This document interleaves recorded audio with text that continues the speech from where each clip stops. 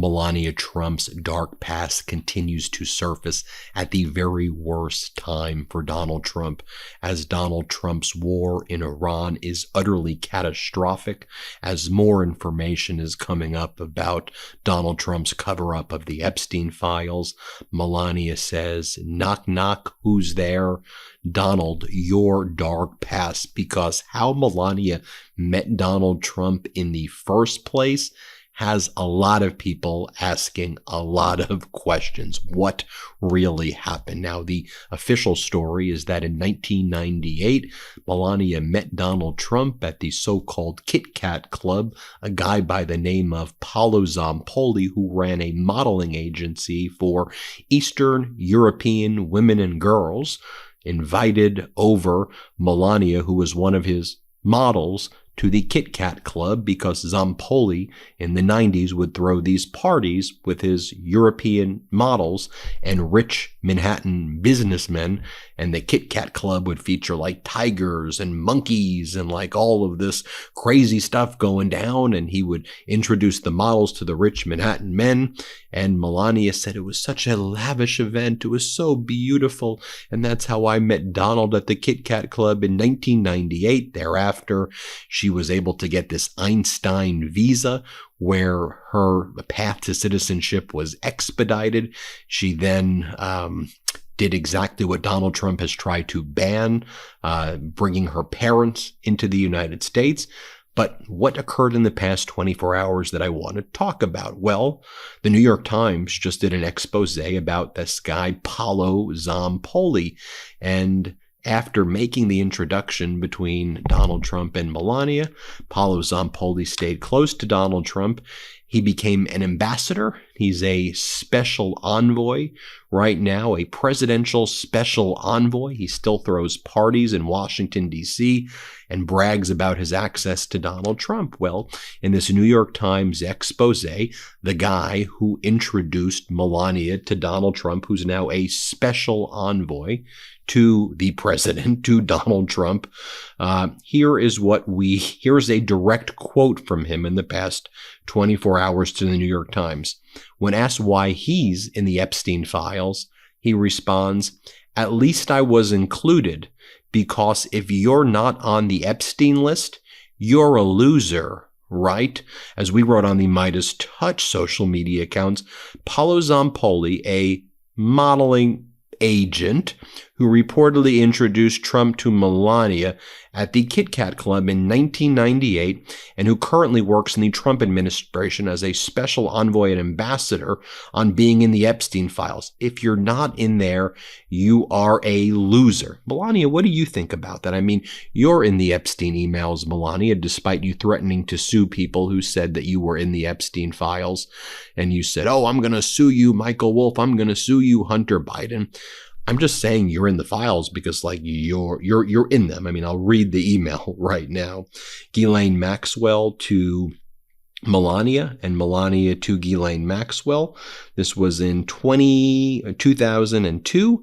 Melania, after reading the New York Magazine profile on Jeffrey Epstein, where Donald Trump said Epstein likes those young women on the younger side, and he's a great guy, and they're good friends. This is what Melania wrote to Ghislaine. "How are you? Nice story about Jeffrey Epstein in New York Magazine. You look great on the picture." Talking to Ghislaine, "I know you are very busy flying all over the world. How is Palm Beach? I cannot wait to go down. Give me a call when you are back in New York. Love, Melania." To which Ghislaine Maxwell said, "Sweet Pea." That was her nickname for Melania. Aw, her nickname for Melania was Sweet Pea. "Sweet Pea, thank you for your message. Actually, plans changed again, and I'm now on my way back to New York. I leave again on Friday, so I still do not think I have time to see you, sadly. I will try and call, though." So Ghislaine was too busy for you, Melania, even after you said that Jeffrey Epstein looked great in that New York Magazine piece. But I digress. Let's go back to the Paolo Zampoli expose. Again, Paolo is the link between Melania and Donald. Now, Melania's past also shrouded in a lot of question marks, right? I mean, Melania said that she graduated from colleges that she didn't really graduate from, and she had to issue retractions there. She said she graduated from like the University of like Slovenia, and then it turns out she never actually graduated. And she said, it was a big error. I didn't mean to say it like that. But anyway, here's the article on Paolo Zampoli. Paolo Zampoli, a former modeling agent and longtime Trump ally who appears in the Epstein file, was in a custody battle over his son. He called ICE and told them his ex was in the country illegally. An ICE official agreed to help. Ooh, Paolo Zampoli tying all of Donald Trump's corruption into a knot. You've got Epstein files. You've got ICE and Border Patrol, Gestapo. You've got Melania's dark past right there. And you know that when Melania gets nervous, when Melania gets a panicking, they always start like leaking a bunch of like Melania fluff pieces or whatever you want to call it, puff pieces or whatever you want to call it, puff pieces. Here's what Breitbart wrote. Exclusive. First Lady, this is what they wrote on Friday, I kid you not, after that Paolo Zampoli piece. First Lady Melania Trump to host unprecedented global coalition summit at the White House. Yes, Melania Trump is set to make history yet again when she hosts the leaders of nearly 50 nations from across the world for Fostering the Future Together summit at the White House, which will also include leaders of the nation's biggest tech conglomerates. Folks, while we are in a catastrophic war in Iran, while people in the United States cannot afford anything, cannot afford their rent, cannot afford groceries, cannot afford gas, while people are suffering here, and while we've destroyed all of our alliances, Melania will be holding an event, an unprecedented global coalition, bringing everybody together after Donald Trump destroyed the entire world. Oh, so great. This is what and by the way, are they, I'm asking a question here. Are they also leaking stuff about Baron Trump now? This is People exclusive. And in my opinion, whenever it's an exclusive like this comes from, Trump's people, obviously, in my opinion. Inside Baron Trump's next phase as he turns 20, he's a carbon copy of his father with one difference. I wonder if Melania leaked that. I wonder. I'm just asking questions, giving you opinions and asking questions. The president's youngest son has inherited his father's interest in making money and a name for himself. Sources tell People. No offense to People, who's leaking this to People right now? The college student was reportedly motivating. He was a motivating force behind the Trump family's multiple cryptocurrency ventures, which have earned them billions over the last few years, according to Forbes. Can we just pause there for a second? Are they also throwing Barron under the bus? Are they implicating, Barron, you don't have absolute immunity. I know the Supreme Court gave your daddy absolute immunity because we have a corrupt right-wing Supreme Court. But you're bragging that you were instrumental in these cryptocurrency ventures. Which ones? The Trump meme coin, the Melania meme coin, which have both crashed, where there are thousands of people who lost their life savings, people who have been crushed by it. But the insiders did make some money. But you're bragging about the Trump and Melania meme coins, or what World Liberty Financial, where basically world leaders believed they were in pay-for-play schemes like UAE and Qatar, and they thought they were going to be getting in response like actual protection in the Middle East, but instead they got their oil fields being blown up. But great work, Barron and Melania. Great work. Brett here, and I've got an important report to share that relates to this war, our planet, and our future, so let me interrupt for a quick minute. As we're watching this escalating war with Iran, with oil prices surging, the Strait of Hormuz becoming a global choke point, and energy markets driving geopolitical decisions, there's a bigger picture that doesn't get talked about enough, and that's this. The very thing fueling these conflicts is fossil fuels. According to a new report highlighted by ABC News, experts are increasingly saying that a global shift to renewable energy, things like wind, solar, geothermal, could actually reduce the likelihood of war. Why? Well, because unlike oil, renewable energy isn't concentrated in a few regions that countries fight over. You can generate it almost anywhere. Think about what we're seeing right now.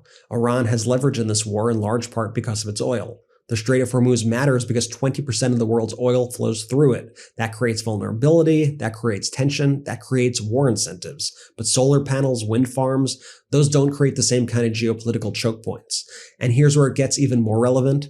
While experts are saying renewable energy could actually lead to a less conflict globally, what are Trump officials reportedly doing? Well, they're considering paying nearly $1 billion to shut down offshore wind projects that could power hundreds of thousands, even millions of homes, and instead pushing more investment into fossil fuels. At a moment when this war is literally showing us the dangers of relying on oil, the policy response is to double down on it. Experts quoted in the report pointed out something really striking, that historically, oil has been tied directly to major conflicts from World War II to the Gulf War to today. Meanwhile, renewable energy sources have never once sparked a major international war.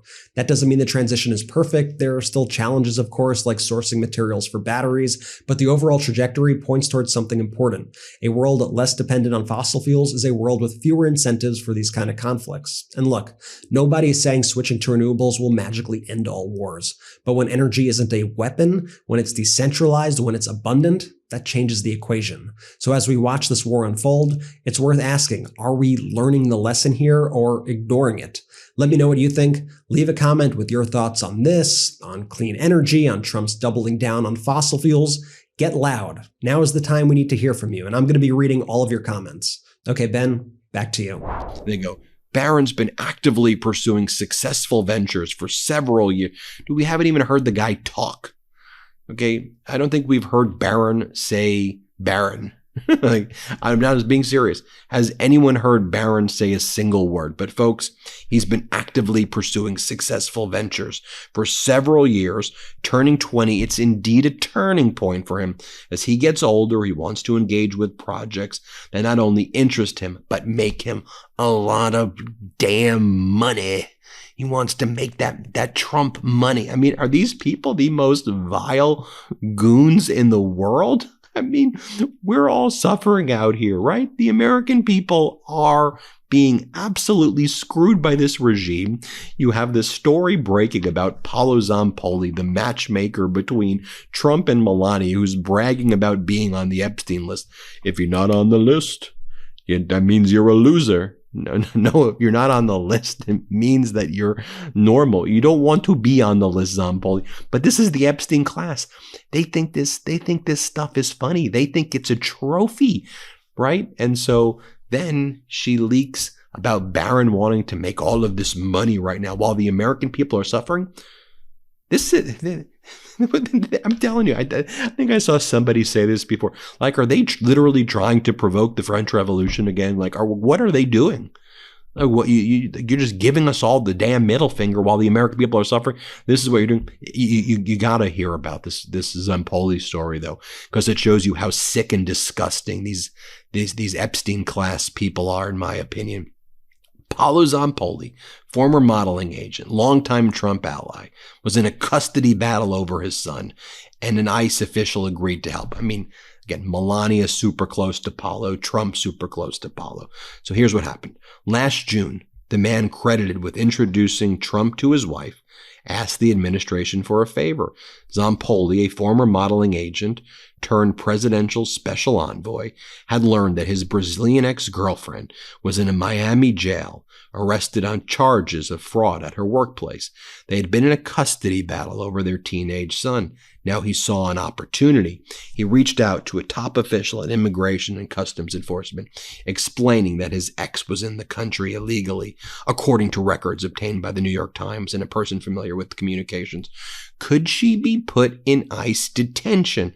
That could help him get his son back. The official, David Venturella, promptly called the agency's Miami office to ensure that ICE agents would pick up the woman from the jail before she was released on bail, according to the records and a person with knowledge of the conversation who requested anonymity to discuss it.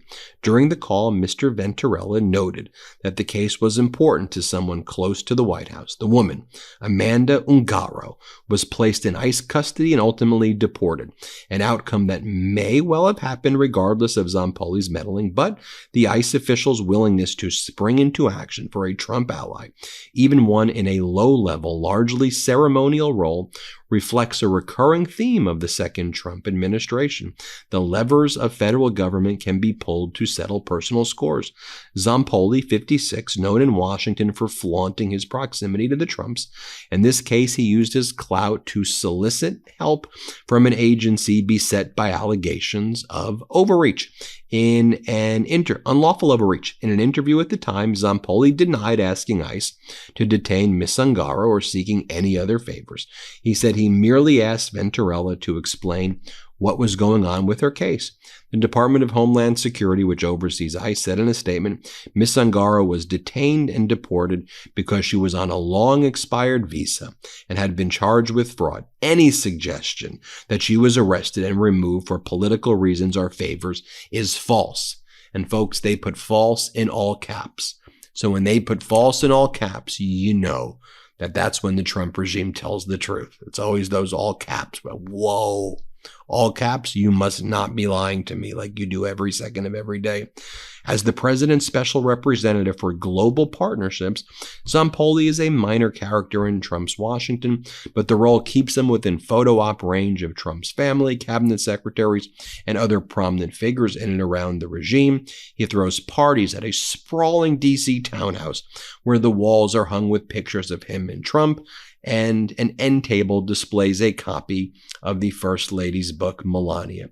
For years, the men have told the story how one night at the Kit Kat Club in 1998, Mr. Zampoli introduced Mr. Trump to Melania Trump, a model he had recruited from Slovenia. In the city's modeling scene, Zampoli also intersected with Jeffrey Epstein, the financier who would later be accused of sexually abusing hundreds of girls and young women. The men once discussed buying a model agency together, and Mr. Zampoli's name appears several times in the millions of Epstein documents recently released by the Justice Department. In one 2011 email, Mr. Epstein warned a businessman from the United Arab Emirates, an Emirati businessman, "Be careful, Zampoli is trouble. Lots." He added, "He tells stories to the press." Mr. Zampoli told the Times, "At least I was included on the Epstein files, because if you're not on the list, you're a loser, right?" He said. It goes on to say that Miss Ungaro was a 17-year-old model when she arrived in New York for the first time in 2002, flying on Mr. Epstein's plane from Paris with her French agent. She never saw Mr. Epstein again, she said in an interview, but later that year she met Mr. Zampoli, then 32, at a Manhattan nightclub. Mr. Zampoli wooed her as a client, she said, persuaded her to move to the United States, and began a romantic relationship that would last 2 decades.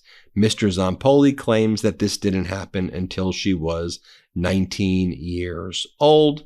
She came here at 17. That's when they met. But he said the relationship, folks, did not start until 19. They waited 2 years.